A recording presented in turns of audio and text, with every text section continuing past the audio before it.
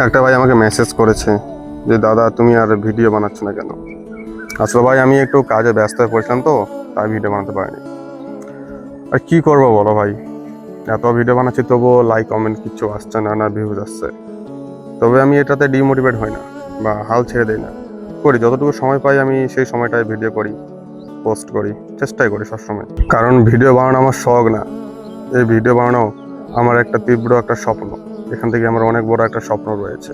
জানি লেট হবে, সময় লাগবে, কারণ আমি তো আর হ্যান্ডসাম না। হ্যান্ডসাম হলে ক্যামেরার সামনে এসে দু চারটা কথা বলে অনেক ভিউজ হয়ে যেত, বা এন্টারটেনমেন্ট কিছু করলে হয়তো ভিউজ হতো, বাট আমি সেরকম কিছু করি না, অন্য টপিকে ভিডিও করি।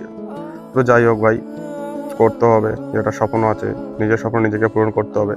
কেউ এসে তোমাকে ধাক্কা দিয়ে উপরে তুলবে না, এটা তোমরা জানো। তো অ্যাকচুয়ালি ভিডিও কেন বানাবো সেটা আমি জানি, তোমরা জানো, ভালো লোক তো জানে না। ভাই গরিব ঘরের ছেলে ভাই, আমরা করতে হবে ভাই। এদিকে বাড়ি ঘর দিতে হবে, এদিকে নিজের ফিউচার আছে ভাই, ইনকাম করতে হবে, অনেক স্বপ্নও আছে। আমরা মধ্যবিত্ত পরিবারের ছেলে মেয়ে ভাই, আমাদের তো কিছু করতে হবে। তবে এমন কিছু করবো না যাতে সেটা খারাপ দেখায়, ভালো পথে সৎ পথে ইনকাম করতে হবে। তো সোশ্যাল মিডিয়া একটা ভালো জায়গা, ভালো প্ল্যাটফর্ম।